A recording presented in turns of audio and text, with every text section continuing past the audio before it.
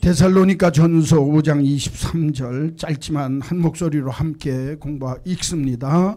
23절 평강의 하나님이 친히 너희를 온전히 거룩하게 하시고 또 너희의 온 영과 혼과 몸이 우리 주 예수 그리스도께서 강림하실 때에 흠없게 보존되기를 원하노라. 아멘.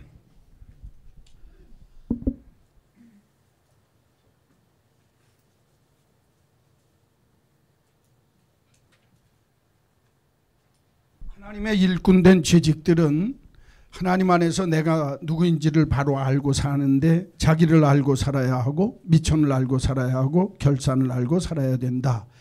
이렇게 자기를 알고 난 다음에는 내가 나 자신을 바로 알아야 주 안에서 성장할 수 있다. 그래서 그리스도인의 성장 단계를 알고 자라나는데 어디까지 자라나야 되냐. 에베소서 4장에 보면 그리스도의 장성한 분량에까지 내가 자라나야 된다. 그렇죠? 그래서 이 땅 위에 삶을 살면서 하나님께서 내게 주신 은사들을 통해서 성도를 온전하게 하고 봉사의 일을 하게 하고 그리스도의 몸된 교회를 세우게 하는 일에 내가 더 튼튼하게 잘 자라서 거기까지 갈 수 있어야 된다. 그 방법은 하나님이 내게 주시는 사랑으로 해야 되고 서로 힘을 합쳐서 주의 일에 힘쓸 때 이렇게 자라날 수가 있다. 그러니까 그리스도인들은 잘 자라나야 된다. 자라나야 하는데 지난번에 내가 그리스도인이라고 할 때 그리스도인 된 나 자신에 대한 이해가 자아에 대한 이해가 중요하다. 그래서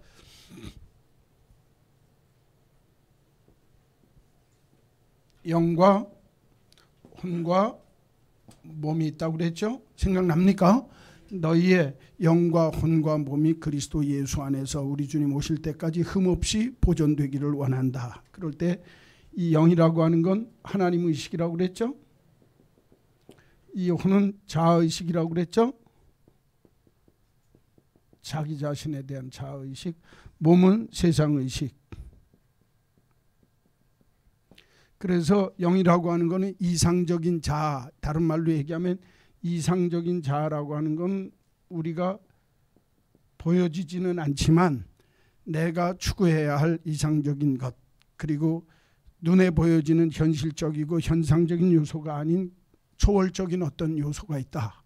인간에게 혼, 자아의식이라고 하는 건 이성적인 자아다. 그렇게 얘기를 했죠. 그래서 이성적 자아에는 세 가지 요소가 좀 이따 설명드릴게요.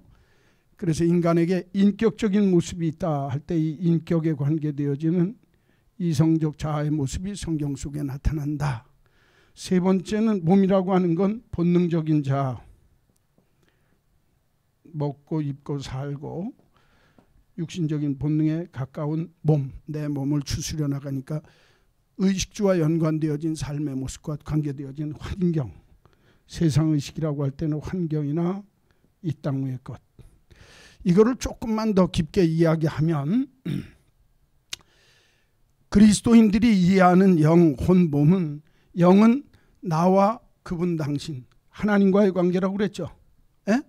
무슨 얘기인지 알겠죠. 그러니까 나와 그분 당신 다오, 나와 그분 당신과의 관계 속에서 굉장히 중요한 역할을 하는 것이 인간의 영이다. 그 말이에요. 그 다음에 그래서 우리가 영적 존재라고 그러죠. 신앙적 존재라고 할 때 영적 존재라고 하는 이유가 여기 있고, 두 번째는 이건 사람과의 관계입니다. 이거는 하나님과의 관계죠. 그래서 이건 사람과의 관계니까 나와 너와의 관계예요. 나와 너. 그 다음에 몸이라고 하는 건 세상과의 관계죠. 예? 아까 얘기했죠. 그러니까 이거는 나와 그것. 마틴 부보는 이 세 가지 요소를 나와 그분 당신, 나와 너, 나와 그것 이렇게 했죠. 그래서 우리 교인들은 이건 공부 많이 했으니까 다 기억하고 있죠. 준비하시고 나와 그분 당신, 나와 너. 나 가리키지 말고 옆에 사람 가리키면서 눈 똑바로 쳐다보시면서 시작. 나와 너. 이쪽 돌아 여기서 이쪽 가리키는데 저리 쳐다보면 어떡한디야. 다시 자 준비하시고 시작. 나와 너. 그 다음에 너 할 때는 찡 해야 돼요. 왜냐하면 사람과의 관계 속에는 찡하는 인격적인 인격 관계가 만남이 이루어지지 않으면 그건 남이란 말이에요. 자, 그 다음에 따라서 합시다. 나와 그거, 나와 그거. 옆다리 찔러야 되는데 차지는 말고 준비하시고 시작. 나와 그거. 그러니까 이거는 물질적인 관계, 세상과의 관계 속에서 사람이 가져야 할 세 가지 관계가 중요해요. 그런데 여기에 하나를 더 우리가 공부해야 될 게 있어요. 그건 뭐냐면 이게 나잖아요. 그렇죠? 이게 자잖아요. 나잖아. 나, 자. 이게 자라고 한다면 나, 자. 이게 나라는 말이, 자는 나를 가리키는 거예요. 나를 자라고 그래요. 그러니까 내가 나와 그분 당신, 나와 너, 나와 그곳의 관계가 잘 되어져도 사람은 나와의 관계가 잘 돼야 돼요. 누구와의 관계가 잘 된다고요? 나하고 나와의 관계가 비틀어지면 거기서 문제가 생긴단 말이에요. 한번 따라서 합시다. 나와 그분 당신, 나와 너, 다시 나와 그거. 더 중요한 거 나와 나. 자기와의 관계가 이게 삐그러지면 자기 삶의 모습 속에 불안감이 나타나요. 열등감이 나타나요. 부적당감이 나타나요. 무슨 얘기인지 알겠어요? 내가 삶을 살면서 염려, 근심, 걱정, 의심, 두려움이 나타나요. 이런 것들이 부서져 버리면 어떻게 되죠? 정신적인 질병이 오는 거예요. 그렇죠? 맞아요? 틀려요? 맞죠? 나와 나 사이에 내가 나를 신뢰하고 내가 나를 인정하고 내가 나를 귀하게 여겨야지, 내가 나를 너 같은 게 뭐래, 이걸 열등감이라고 그래요. 그렇죠? 내가 내 마음속에서 염려하고 불안함이 생겨요. 그래서 세상께 막 불안해요. 에? 불안하면 마음속에 불안감이 생기면 내가 내 마음을 어떻게 다스릴 수가 없죠. 자기 안에 이 지적인 요소와 정적인 요소, 생각과 정서 속에 무너짐이 생긴단 말이에요. 이게 정신병의 일종이 되는 거예요. 그 다음에 내가 나를 신뢰하지 않으면 부적당감이라고 하는 게 생겨가지고 내가 어디 가서도 껴도 불안해. 안 맞는 것 같고, 내가 교회 와서 앉아있는데도 여기는 내 자리가 아닌 것 같이 느껴진단 말이에요. 에? 부적당감에 내가 직장이나 일터나 삶의 현장 속에 있으면서도 여기는 내가 아닌 것 같아갖고 이상해. 그냥 그래갖고 자꾸 곁길로 간단 말이에요. 이걸 부적당감이라고 그러거든요. 불안해해요. 에? 내가 마음속에 불안할 뿐만 아니라 열등감이 있어요. 또 부적당감을 느끼면서 내가 적응하지를 못해요. 적응이 안 되는 거예요. 그런 사람들은. 그 다음에 또 하나, 네 번째 요소가 뭐가 있냐면 죄의식이 있단 말이에요. 죄의식이나 죄책감이 자꾸 나를, 하나님하고 관계를 맺으려고 할 때 내 안에서 나를 자꾸 무너뜨리는 거예요. 너 같은 게 뭘 예수를 믿는다고 그래. 너 같은 건 자격도 없어. 너 같은 게 뭘 해. 그렇게 하면서 내 안에서 내 삶을 자꾸 무너뜨리는 요소 속에 뭐가 있냐면, 아까 얘기했지만 불안감이 있고 열등감이 있고 부적당감이 있고 죄의식이나 죄책감이 있단 말이에요. 이것들이 인간의 영혼, 인격이 부서뜨리는 제일 중요한 여러 가지 요소들 중에 하나예요. 그게 이제 내 가정에서 일어날 수도 있고 혹은 내 직장에서도 일어날 수 있어요. 가정에서 남편하고 살면서 남편이 막 윽박질러요. 강압적인 요소를 할 때가 있어요. 그렇죠? 그러면 처음에는 버티다가 싸움박질하다 몰라 그냥 너 편한 대로 살아라. 네가 시킨 대로 할게. 그렇게 하고 내가 눌려서 산단 말이에요. 그러면 내 가슴속 정서 속에 억압감이 생긴단 말이에요. 그리고 그걸 안 하면 내가 막 초조해져. 무슨 얘기인지 아시죠? 이걸 강박증이라고 그러죠. 내가 어떤 일을 해야 되는데 안 하면 막 불안해. 이거 해야 되는데. 그래서 막 똑같은 말을 반복하기도 하고 행동을 막 똑같이 해요. 문간 앞에 나왔다 들어갔다. 이게 강박증이나 불안증의 요소란 말이에요. 그렇죠? 그런 요소들이 생긴단 말이에요. 그것뿐만 아니라 우리들이 삶을 살면서 내 삶에 어떤 일들이 생기냐면 정신적으로 여기서 도피하기 위해서 공상을 해요. 모르겠어요. 내가 공상을 하고 딴 생각을 한단 말이에요. 그래갖고 여기서 살면서도 3차원 세계에서 사는 것처럼 산단 말이에요. 왜냐하면 현실이 싫으니까 도피하는 거예요. 그래서 공상하고 자기 마음대로 상상하고 사는 거예요. 그러다가 그게 안 되어지면 정신적으로 막 갈라진단 말이에요. 예? 억압이나 혹은 강박증의 증세가 나타나서 이상한 행동으로 나타나기도 하고, 그럴 경우에 정신병원 가는 거예요. 예? 뿐만 아니라 이런 요소들 때문에 내 생각과 정서, 내가 지적으로 생각하는 것과 정서 속에 막 깨지는 일들이 벌어진단 말이에요. 그러니까 사람들이 이 자아에 대한 인식을 제대로 못하면, 인격적으로 문제가 오면 이때 병원에서 고칠 수 있는 한계가 사람의 생각과 정서를 다듬어 주기 위해서 항우울증 증세를 먹이거나 혹은 수면제를 먹이거나 그걸 줘서 처방을 해요. 그게 이쪽 단계, 혼의 단계까지밖에 안 된단 말이에요. 영적인 단계의 문제가 해결이 안 날 수 있어요. 왜냐하면 이 영적인 단계라고 하는 건 내가 그분 당신 초월적인, 내 안에 있는 영이 초월적인 그분과의 관계 속에서 맺어지는 신뢰관계고 확신관계고, 그 다음에 내가 전적으로 의지하고 그분에 대해서 내가 신뢰하는 마음이 생겨서 맡기는 거예요. 그래서 맡기니까 불안, 염려, 의심, 두려움. 여기 보세요. 남편에 대해서 의심하기 시작하면 끝이 있어요, 없어요? 어떤 여자하고 보고 웃기만 해도 저 무슨 관계 아니야? 이런단 말이에요. 그렇죠? 이게 사람 환장하는 거예요. 두려움이 생겨요. 두려움도 막연한 두려움이 생기는데 뭔지는 모르는 두려움이 있어요. 그렇죠? 멀쩡한데 왜 집이 망한다고 생각을 합니까? 멀쩡한데 내가 왜 건강 염려증에 걸립니까? 그렇죠? 이런 것들이 다 이쪽에서 만들어지는 거란 말이에요. 내 생각과 정서가 무너질 때, 내 인격이 무너질 때 나오는 문제란 말이에요.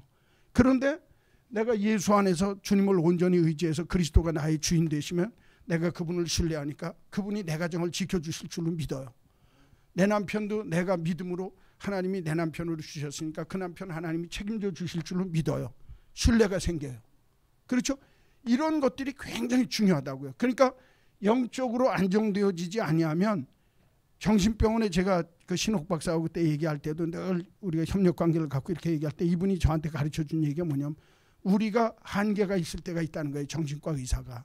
그때는 그 영역은, 이거는 진짜 믿음으로 하나님 앞에 내어 맡길 줄 아는 전적인 신뢰와 확신의 관계를 갖는 것 이외에는 해결 방법이 없다는 거예요. 그게 이제 영적인 문제까지 해결이 돼야 되거든요. 왜냐하면 이 영에 대한 문제, 혼에 대한 문제, 몸에 대한 문제는 이제 얘기를 제가 좀 더 깊게 할게요. 그 얘기 하기 전에, 사람이 영적 존재라고 하는 그 영을 우리가 의식할 수 있는 건, 영이라고 하는 건 아까 눈에 보이는 게 아니라고 그랬죠. 그러니까 인간 이성곤 위에 있는 something else, 어떤 거란 말이에요.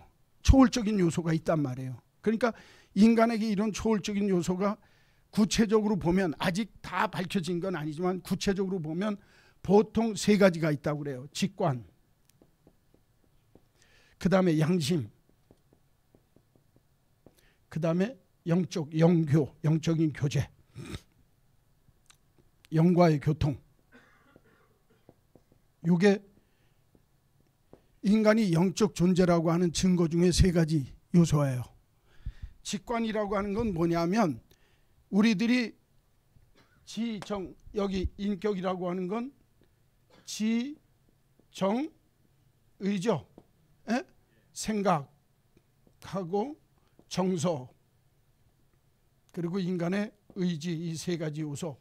이게 인격적인 3요소거든요.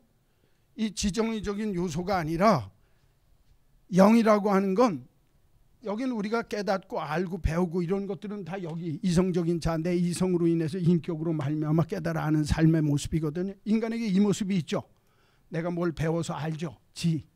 내가 누구를 좋아하거나 불쌍히 여기는 마음이 생기죠. 내가 어떤 일을 할 때 이건 내가 이번에 결단하고 이번엔 내가 이 문제는 이렇게 처리해야 되겠다라고 하는 의지나 결단의 문제가 있죠.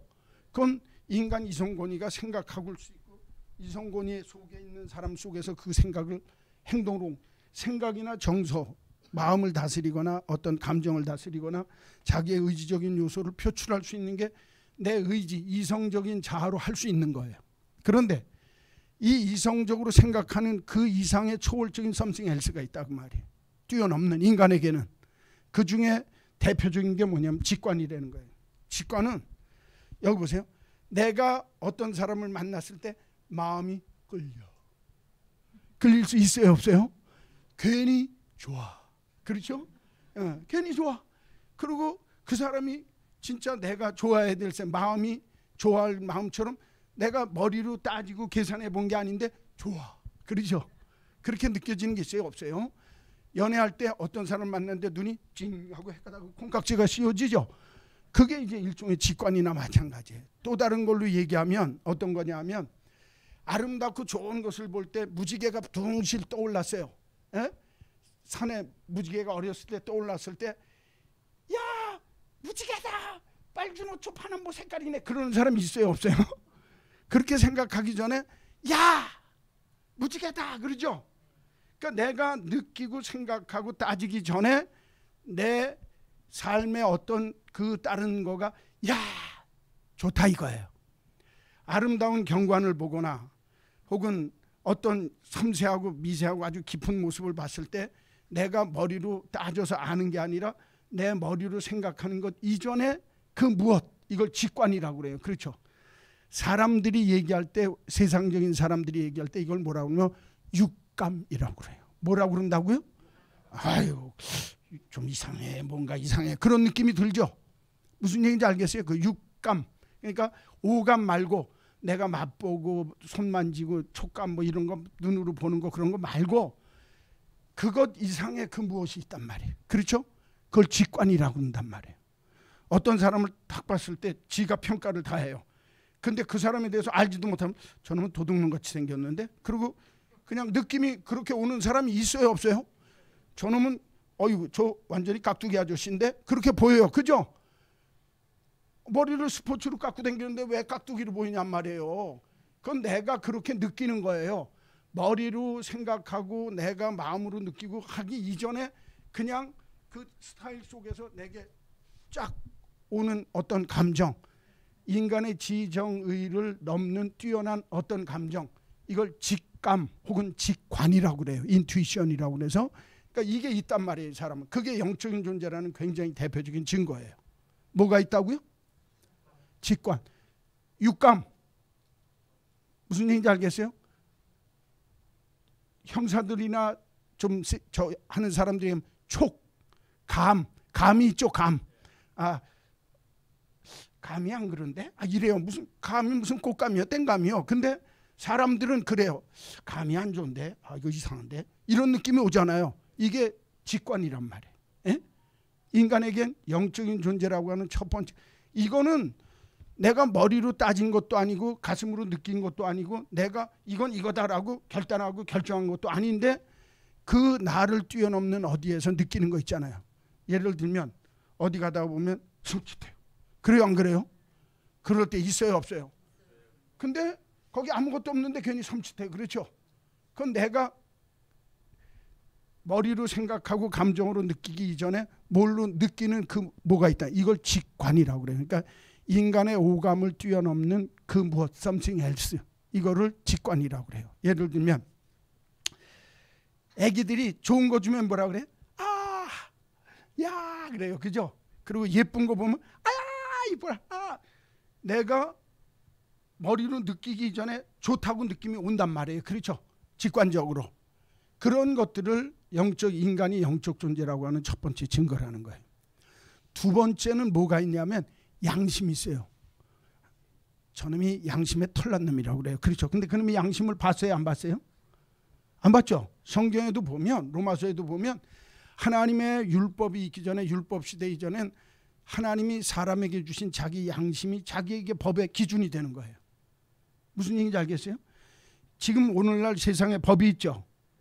법을 어기면 범죄에 대한 대가를 받아가지고 그 대가를 해서 형을 치르거나 벌금을 내야 되잖아요. 그렇죠? 그런데 그 법이라고 하는 것은 눈에 보이는 게 헌법 조문 법률 조항 규례 조항이지만 진짜 중요한 건 왜 벌을 주냐? 너 남의 것을 훔쳤으면 도둑질 절도죄로 인해서 징역 몇 년 이렇게 정하잖아요. 그런데 그 절도죄를 만들어 놓고 법을, 절도에 대한 방지법을 만들어 놓는 그 법보다 더 중요한 게 뭐냐면, 절도법을 만드는 건 너 이 세상 살면서 남의 것을 네 것처럼 생각하고 살면 안 된다. 남의 것을 도둑질하지 말라라고 하는 법에 대해서 어기니까 절도법이 나온 거죠. 그러니까 진짜 절도법의 정신, 법 정신은 뭐냐면, 너 남의 것 훔치지 말고 남의 것 갖지 말고 살아야 된다. 이게 법 정신이라 그 말이요. 무슨 얘기인지 알겠어요? 이것처럼 인간에게도 내 인격을 뛰어넘어서 내가 어떤 것을 해야 될까 말아야 될까 할 때 내 마음에서 이건 하면 안 되는 건데 하고 미리 와서 내 마음속에 가르쳐 주죠. 그런 마음을 딱 덮고 나는 몰라, 이딴 것도 몰라, 내 맘대로 할 거야, 이런 걸 뭐라고 그러죠? 양심에 옳지, 철판 깔았다고 그래요. 양심에 털 났다고 그러고 양심에 철판 깐 사람이 있단 말이에요. 그 사람은 누구 맘대로 살아요? 이 사람은 인격적인 사람이 아니라 짐승 같은 사람이라면 내 본능에 의해서 사니까. 그렇죠? 내가 어떤 여자를, 예쁜 여자를 봤어요. 오메 이쁜 거. 근데 그 여자하고 사귀어서 깊게 사귄 다음에 둘이 합의가 되어져서 결혼을 한다든가 약혼을 해서 살아야 되는데 오메 좋은 거 그러고 에라 모르겠다, 나도 좋다 그러고 딥다 이렇게 하면 그런 걸 갖다 나쁜 놈이라고 그러는 거예요. 그렇죠? 에? 그러면 그렇게 하기 전에 이렇게 하면 안 되지, 사람이 돼갖고. 그런 마음이 있어요, 없어요? 나쁜 짓을 하는 사람은 그걸 얼굴을 딱 체면을 가리고 내 양심을 딱 마감시켜 놓고 내 마음대로 하는 거예요. 내 본능에 의해서. 그렇죠? 양심이 있단 말이에요. 양심이. 이 양심은 보이는 거예요, 안 보이는 거예요? 어디 있어요? 어디 있어요? 다 지 마음 속에 있대요. 지 마음 속에. 어디 있는지는 모르는데 나한테 그게 작용을 해요. 그렇죠? 이게 하나님이 주신 선한 마음의 자세가 있단 말이에요. 그러니까 이 양심이라는 게 어떤 일을 하기 이전에 어떤 일을 하면서도 내 마음속에서 그것에 대한 옳고 그른 거를 분별해 주는 능력이 있는 그 무엇이 있다 그 말이에요. 그거는 내가 머리로 생각하기 이전에 이건 하면 안 되는 짓인데 그런 생각이 먼저 들죠. 그래요, 안 그래요? 아예 내가 배운 것도 아니고 어떤 것을 학습한 것도 아닌데 내 마음속에서 이미 내 마음에서 깨끗하고 순수한 하나님이 주신 양심이 있어서 그게 나를 이렇게 판단하고 결정하게 한단 말이에요. 양심이. 두 번째, 인간이 영적 존재라고 하는 두 번째 특징이 뭐냐면 양심이에요. 세 번째는 영적인 교제가 있단 말이에요. 이게 무슨 얘기냐면 인간은 죽음이라고 하는 문제가 딱 다가오면, 이 죽음에 대한 문제가 중요한데 죽음에 대한 문제가 딱 다가오면 죽음에 대한 생각을 하고 내 삶의 너머에 대해서, 내가 지금 육신적인 삶이 끝나면 어떻게 될까? 그렇죠? 만약에 육신이 그냥 육신으로 살다가 여기서 사는 게 끝이라고 그러면 미래 뒤의 것에 대해서, 영혼 뒤의 문제, 내 인생 뒤의 문제에 대해서 생각을 안 한다면 인간이 제일 미련한 인생이에요. 본능적으로 사는 게 제일 좋습니다. 본능에 충실하라 이래야 돼요. 뭐에 충실하라고요? 본능. 그러니까 내가 하고 싶은 대로 사는 거예요. 먹고 싶은 거 먹고 하고 싶은 거 하고 뭐 죽이 되든 밥이 되든 인생 그렇게 살다 가면 되는 거지. 본능에 충실하게 사는 거예요. 그렇죠? 그런데 내 인생이 여기서 끝나는 게 끝이 아니라 만약에 죽은 다음에 세상이 있다고 생각을 하면 내가 어떤 삶을 살아야 될까? 그 생각을 해야 될 거 아니에요. 그리고 내가 누굴까에 대한 문제를 깊게 생각하다 보면 내가 그냥 이 세상에 진화되어져서 단세포 동물에서 다세포 동물, 다세포 동물에서 이렇게 되어져서 진화되어진 존재로 내가 이 세상에 살게 되어졌다고 한다면 나나 미생물이나 다를 바가 아무것도 없죠. 그러면 그 인생이 얼마나 하찮겠어요. 무의미하겠어요. 값어치가 없잖아요. 근데 이 땅 위에 우리가 처음에 배웠죠. 나는 누구인가 그럴 때 피조물, 유한적 존재, 그랬죠? 죄인, 하나님의 형상. 내가 왜 귀하냐? 나는 진화되어진 존재가 아니라 하나님의 형상대로 하나님이 나를 하나밖에 없는 이 세상의 걸작품으로 이마고데이, 하나님의 형상으로 나를 이 세상에 만들었다라고 하는 데서 자존감, 자기를 귀하게 여기는 마음이 생기는 거예요. 그렇죠? 자기 존중의 마음이 생긴다고요. 인간이 인간을 귀하게 여길 수 있는 이유는 만약에 우리 조상이 원숭이라고 그러면 원숭이 만날 때마다 우리가 어떻게 해야 돼요? 안녕하셨사옵나이까 조상님 이래야 되죠. 그래요, 안 그래요? 그래야죠, 당연히. 만약에 그런 과정을 거쳐서 인간이 됐다라고 한다면 인간은 아무런 의미가 없다고 저는 생각해요. 그런데 성경 속에서는 인간은 하나님이 너를 이 땅에 있도록 예정하셨다가 하나님의 섭리 가운데 너를 세상에 보내시는 거예요. 그러니까 내 생명은 그냥 거저 태어난 인생이 아니라 하나님이 내게 허락하신 생명을 갖고 하나님의 형상을 닮은 존재로 이 세상에 왔기 때문에 내가 값지고 귀한 거예요. 그러니까 자살하면 안 되지. 그렇지 않겠어요?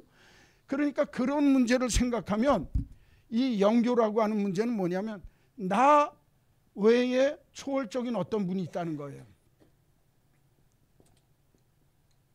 내 삶의 존재의 근원이 있다는 거예요. 그리고 나를 뛰어넘어서 나로 하여금 이 세상에 있게 하신 그분, 아까 여기 그분 당신이라고 표현했죠. 하나님을. 에?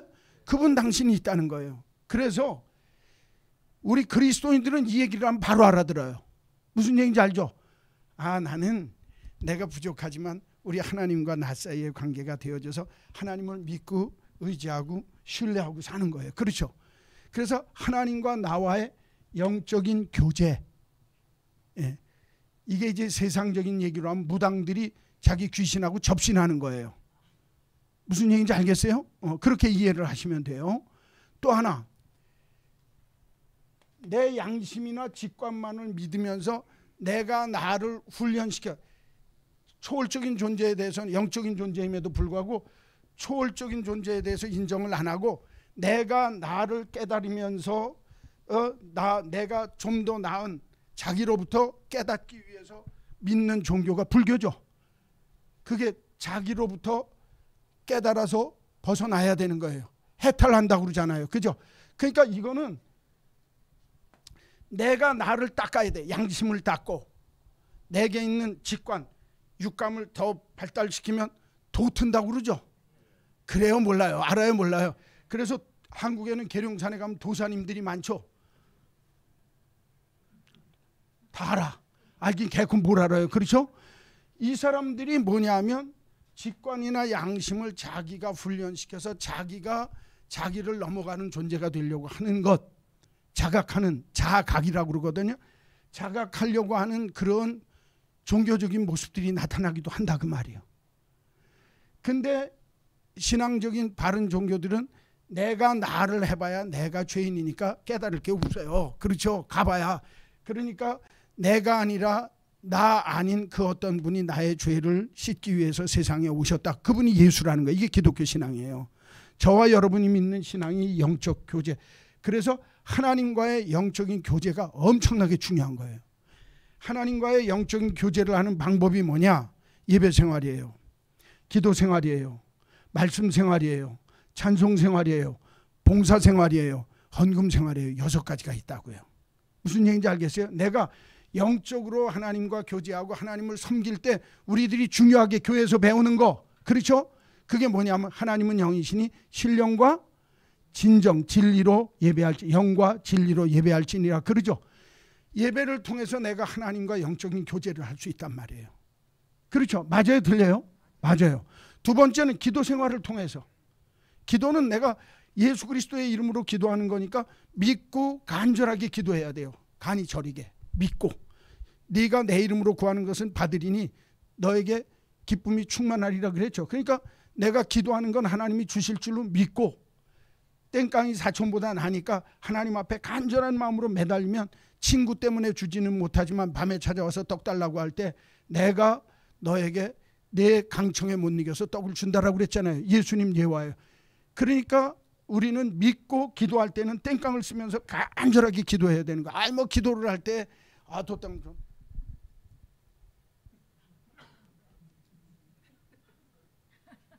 말 안 하고 또 이 말하는 것도 또 수치스러우니까 머릿속으로만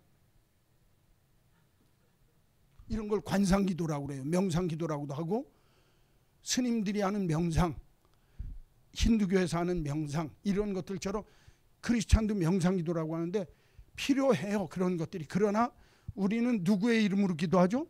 내가 믿는 중보자 가운데 계시는 십자가 달려 돌아가신 예수가 나의 중보자니까 나를 대신해서 내 속사정을 아시는 그분께 그분의 이름으로 기도하면 하나님이 들으실 줄로 믿고 하는 거예요. 그렇죠?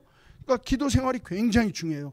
기도하지 않으면서 내가 하나님과 영적 교제를 한다? 불가능해요. 자, 한번 따라서 하세요. 예배는 신령과 진정으로. 기도는 믿고 간절하게 기도하는 거예요. 그 다음에 내가 하나님의 말씀을 내가 자꾸 읽어야 돼요. 그렇죠?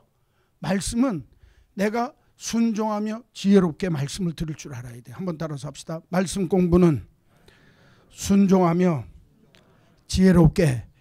하나님의 말씀은 순종하지 않으면 말씀의 능력을 체험할 수 없어요. 그래서 내가 영적 교제를 할 때 성경 공부하라는 거 아니에요. 교리 공부하라는 거 아닙니다. 하나님의 말씀 앞에 나를 세워서 순종시키고 하나님의 말씀 앞에 내가 지혜롭게 깨달아 알 줄 아는 믿음의 모습이 있어야 하나님과 내가 교제가 되어진다 그 말이요. 에? 그러니까 기도 생활, 말씀 생활. 그 다음에 찬송 부르죠. 우리가 예배 와서. 에? 하나님 앞에 내가 영광 돌리는 게 찬송이란 말이에요. 천국 가서도 계속해야 될 게 찬송이고 천사들이 하는 게. 그러니까 우리가 찬송할 때 한번 따라서 찬송은 기쁨과 소망으로. 내가 찬송 부를 때는 찬송 부르죠. 그냥 울면서 그렇게 하지 말고 내 주를 가까이 하게 함은 십자가 짐 같은 고생이나. 아하! 이렇게 하고 찬송 부르면서 기쁘고 좋아야지.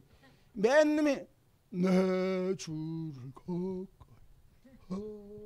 그리고 죽으면 돼요, 안 돼요? 기쁨 가지고 해야 돼요. 찬송은 소망 갖고 하는 거예요. 고난 내 영혼. 그랬죠? 아까 불렀잖아요.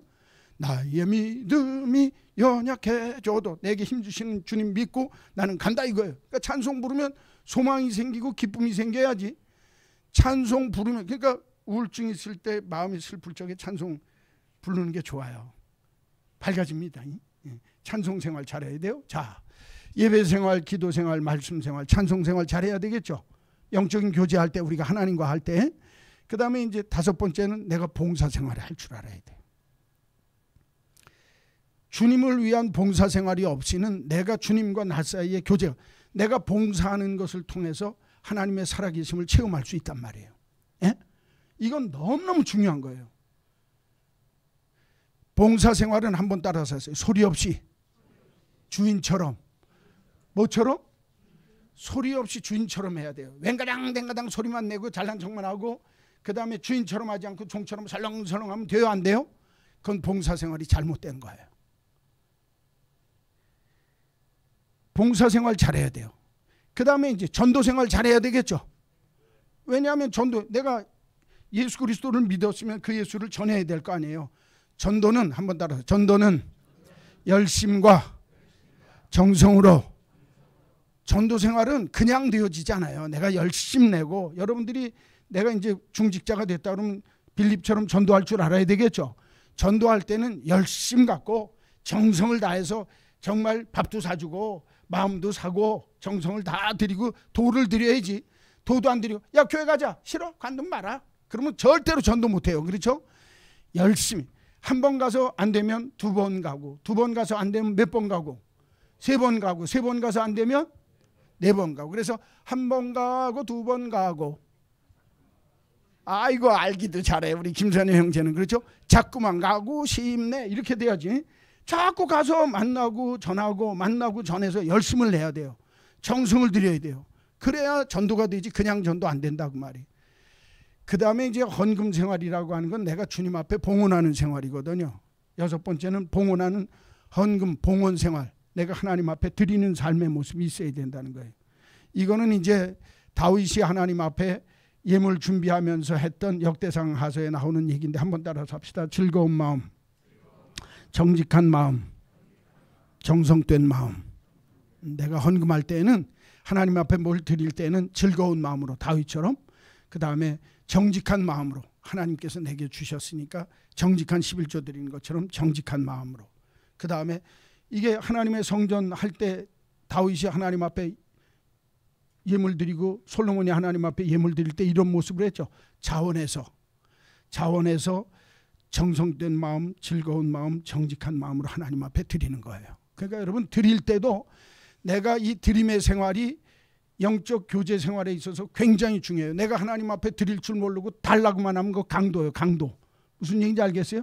하나님 앞에 내가 드릴 걸 드릴 줄 알아야 돼요. 그러니까 정확한 하나님이 기뻐하는 재직이 되면 정직한 11조 해야 되고, 찾아서 드리는 감사의 예물 해야 되고, 정성 다하는 주일원금 드릴 줄 알아야 된다.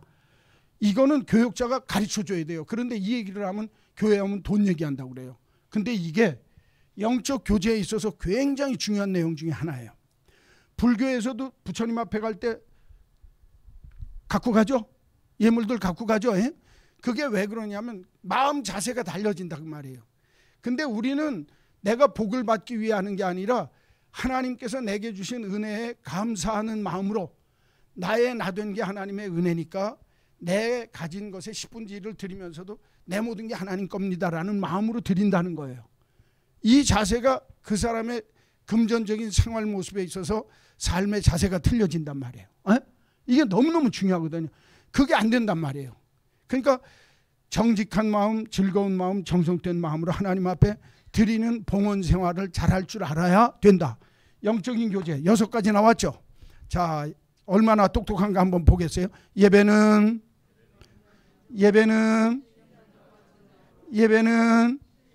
신령과 영과 진리로, 신령과 진정으로. 기도는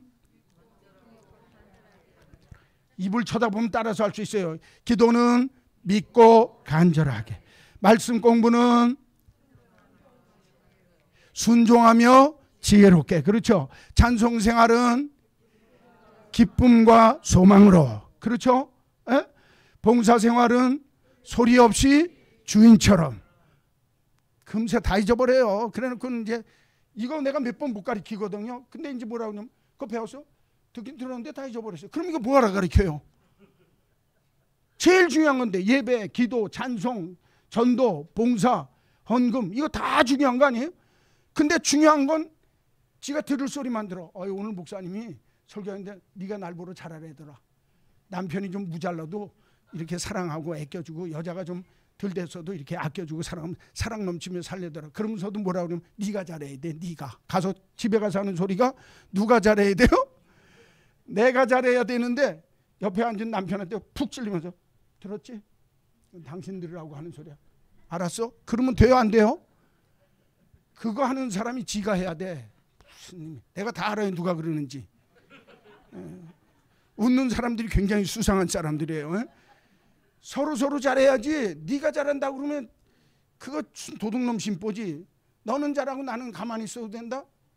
근데 사실은 목사님 제가 그렇게 살았어요. 지내놓고 보니까 요새 제가 아주 회개를 많이 합니다. 여보 좀 봐줘. 회개를 많이 합니다. 회개를 많이 해요. 왜 회개를 많이 하냐?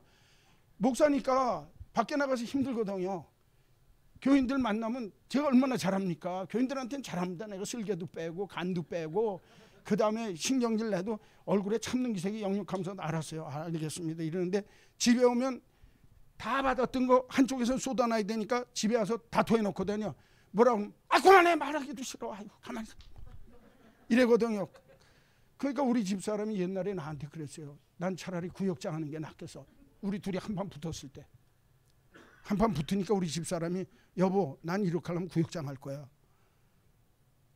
당신 나 부인이라고 생각하면서 왜 구역장만도 취급 안 해주냐 이거예요. 생각해보니까 진짜 그래. 그래서 내가 회개를 많이 했잖아요 요새. 진짜로 그게 필요한 거예요. 진짜로 필요한 거예요. 제가 웃는 얘기하는 게 아니라 뼈에 있는 얘기하는 거예요. 진짜 내 삶에 주는 말씀, 영적인 교제를 위해서 하나님 나와 그분 당시의 관계를 잘하는 방법 6가지. 이거는 뼈에 묻히게 머릿속에 집어넣어야 되는 거예요. 예배는 신령과 진정으로. 그 다음에 기도는 믿고 간절하게 해야 되죠. 찬양은 기쁨과 소망을 가지고 해야 돼요. 그렇죠? 그 다음에 말씀 공부는 순종하며 지혜롭게. 말씀 듣고 순종해야지, 안 하면 꽝이다 그거예요. 그리고 말씀을 듣고 내가 지혜롭게 잘 받아들여야지. 그 말씀을 갖고 미련 곰단지처럼 엉뚱하게 갖다 붙이면 돼요 안 돼요? 그러니까 순종하며 지혜롭게 해야 되는 거예요. 봉사생활은 어떻게 해야 돼요? 소리 없이 주인처럼. 이게 빠른 사람, 이게 많은 사람은 일 안 하는 거예요. 말 없이 주인처럼 하는 거예요. 종처럼 설렁설렁 하는 게 아니라 소리 없이 주인처럼. 그 다음에 헌금 생활은 즐거운 마음, 정직한 마음, 정성된 마음 갖고 해야죠. 자원해서. 네 번째, 이런 것들은 여러분들이 알아서 하시는 거예요. 에? 영적인 교제에 대한. 아이고, 자 갑시다. 이제 가는 데까지 달려야 돼. 여기 영적인 교제라고 그랬죠. 아까 영적인 교제라고 할 때 초월적인 존재에 대해서 내가 믿고 신뢰하고 의지하는 것, 이게 중요하다고 그랬죠. 그걸 믿음이라고 그런단 말이에요. 그래서 우리가 신앙생활을 믿음 생활이라 믿는다고 그러잖아요. 나는 전능하신 하나님을 믿는다. 나는 창조주 하나님을 믿는다. 나는 그분이 나의 아버지 되심을 믿는다. 그래서 믿음, 믿고 의지하는 거예요. 됐죠? 그러면 성령님이 도와주시잖아요. 에? 자, 이 영이라고 하는 건 그리스도인에게 있어서 직관, 양심, 이거는 안 믿는 사람들도 가지고 있는 요소죠. 에? 영적인 존재로서. 그러나 믿는 사람이 다를 수 있는 건 하나님과의, 그리스도를 통해서 초월적인 하나님과의 영적인 교제를 갖는 것이 그리스도인이 영적 존재라고 하는 분명한 사실을 날마다 인식하는 거예요. 그러니까 여러분들이 예배생활 잘해야죠. 예배생활 나올 때마다, 기도할 때마다, 말씀 볼 때마다 하나님과 나 사이의 관계가 가까워지잖아요. 그렇죠? 내가 그분을 신뢰하고 그분을 의지할 수 있게 되고 그분에 대한 확신이 생기고 믿음만 가지고 살아가는 사람이 되어질 수 있다는 거예요. 이게 영적인 존재의 특징이에요. 두 번째는 이 인격이라고, 자아의식, 혼이라고 하는 건 나와 너, 사람과의 관계죠. 예? 나와 교회, 목사님, 교역자, 교인, 그 다음에 나를 같이 사는 가족, 식구, 직장, 사람들 다 폭이 넓어지는 거예요. 나와 너라고 할 때는. 그런데 나와 너와의 관계가 인격적인 관계가 되지를 않으면, 비인격적인 관계가 되면 나와 너가 돼야 되는데 비인격적인 관계인 나와 그것이 되면 내가 사람을 동물 취급해요. 내가 사람을 인간 취급 안 해요. 무시해요. 그러니까 막 쌍욕도 하고 개무시하고 쳐다보지도 않고, 그 다음에 사람 대화하지 않고 막 이렇게 돌리배기 만들고, 이런 건 비인격적인 관계란 말이에요. 에? 그러니까 나와 너와의 사람 관계를 바르게 하려면 인간의 지, 정, 의를 통해서 갖고 있는 인격이, 그 사람 인격이 덜 떼서 그러죠. 그 인격이 덜 떼면 사람이 덜 뗀 사람이에요. 에? 그게 요 문제란 말이에요. 혼에 대한 문제라고요. 그런데 이제 우리가 아까 유 목사님하고도 예배 시간 전에 유 목사님이, 근데 목사님 우리가 인격적이라고 할 때 영, 혼, 요거 둘은 통한다고 그랬죠. 지난주에 했어요. 요거 둘은 통한다고 그랬죠. 요렇게는 통할 수 없다고 그랬죠. 무슨 얘기인지 알죠? 그러니까 요렇게 합쳐져서 영혼이 있을 때 내 영이, 영적인 존재는 인격적인 존재가 돼야 되겠죠. 맞아요. 틀려요. 생각하고 그 사람의 정서를 생각하고 그 사람의 마음을 다스리고 그 사람의 결단 요소가 있을 때 이런 요소가 영적인 문제에는 반드시 있을 수 있다 없다. 서로 통하니까 이해가 가요? 아 그렇구나. 아 그렇구나. 아 그렇구나. 됐죠? 그런데 요 관계가 여기가 단절되어져서 직관이나 양심만 가지고 내가 내 인격만 수양하는 사람들이 있어요. 예를 들면 우리가 유교처럼 부부간에 유별해야 된다. 부자지간에 부자 유친이요. 부자와 자식지간에는 이렇게 할 줄 알아야 되고, 어른과의 관계는 이렇게 해야 되고, 나라 임금과의 관계는 이거 다 인간관계죠. 그건 여기까지밖에 안 되는 거예요. 중국에서 요걸 뛰어넘는 데가 뭐냐면 도가나 노자 사상이 이쪽으로 뛰어넘는 거예요. 도를 통한다거나 어떤 인간의 그 무엇 다른 것에 대해 들어가는 건 이쪽으로 들어가는 거예요. 아까 직관이나 양심 쪽으로 들어가는 거예요. 근데 중국 유교가 갖고 있는 보편적인 생각 속에 갖고 있는 건 대부분이 인간관계 속에 인격과 연관되어진 부분을 갖고 있단 말이에요. 예? 그러니까 여기에 이성이 앞장서겠죠. 예? 내가 배우고 알고 공부하고 그래서 이성이 점점 이성적인 능력이 늘어나야 돼. 그러니까 합리적인 거예요. 여기서 제일 중요한 건 합리적이에요. 여기는 영적이에요. 여기는 물질적이에요. 그러니까 아까도 말씀을 드렸지만 인간이 이 혼에 대한 문제, 인격에 대한 문제, 생각하는 이런 문제는 생각이나 정서나 의지에 문제가 생기면 병이 난다고 그랬죠. 아까 열등감이나 부적당감이나 불안감이나 죄의식이나 어떤 의심이나 두려움이나 염려나 이런 것들이 내게 엄습하면 내가 깨지기 시작한단 말이에요. 그렇죠? 그게 이제 쉽게 얘기하면 바깥으로 나타날 때 정신적인 병의 모습으로 나타나요. 그게 생각 속에 나타나는 건 공상을 해요. 에? 정신이 막 이쪽 저쪽으로 막 갈라져 갖고 내가 내 마음을 갈피를 못 잡아요. 그걸 정신분열이라고 그러죠. 그 다음에 어떨 때는 강박 증세가 나타나서 내가 눌려가지고 그 눌려서 다른 방법으로 나타나기도 해요. 억압을 당하기도 해요. 그렇죠? 그래서 내 삶의 생각이 내가 원하는 대로 살지를 못해요. 에? 남이 가스라이팅이라는 거 요새 계속 그러죠. 텔레비에 나오는 얘기 들었죠. 어떤 사람이 계속 주입시키는 거예요. 넌 이렇게 해야 돼, 이렇게 해야 돼, 이렇게 해야 돼, 이렇게 해야 돼, 이렇게 해야 돼. 그러면 그 남자가 그 여자가 시키는 대로만 해요. 수영도 못하는데 뛰어들려고 그러면 뛰어들어야 돼요. 그렇죠? 그게 억압당하는 거거든요. 내 이상이, 내 이성, 내가 생각하는 생각이 마비되는 거예요. 그 사람이 시키는 대로 해야 되니까. 이게 가스라이팅이란 말이에요. 내 정서가 무너지는 건 뭐냐면 내가 좋은 것도 있고 슬픈 것도 있죠. 근데 모든 게 다 싫어. 아 싫어. 그리고 다 어둡게 보여. 다 짜증만 나. 아유 몰라. 왜 이래. 아유 죽고 싶어. 이게 깨지는 거예요. 정서가. 에? 그럼 이게 불행해지는 거예요. 생각과 정서가 무너지면 의지는 저절로 무너져요. 사람은요. 온 천하를 이길 수 있는 게 인간인 것 같으면서도요. 개미한테도 지는 게 인간입니다. 내 마음 하나 못 다스리는 게 인간이에요. 그렇죠? 사람이 무너지고 나면 야 이거 이렇게 해야 되잖아. 아유 몰라. 다 싫어. 너 그래도 밥이라도 아유 밥 먹기도 싫어. 너 공부하라. 아 공부는 무슨 놈이 공부야. 다 깨집니다. 그렇죠? 에? 생각과 정서가 깨지면 의지는 인간에게 의지는 아무것도 아니에요. 인간이 자기를 발달시켜서 자기의 의지로 모든 것을 할 수 있다라고 생각하고 yes, I can do. 예, 나는 할 수 있습니다. 모든 것은 가능합니다라고 얘기하지만 의지가 인간이 무너지면 아무것도 아니란 말이에요. 그렇죠? 조심해야 돼요. 그러니까 그런 것들이 부서지는 순간에 인간의 삶의 정신 이상적인 증세, 정신병적인 증세나 신경증적인 증세가 나타나요. 그게 뭘로 나오느냐? 몸에 여러 가지 질병들로 나오기도 하는 거예요. 둘이 통하니까. 무슨 얘기인지 알겠어요?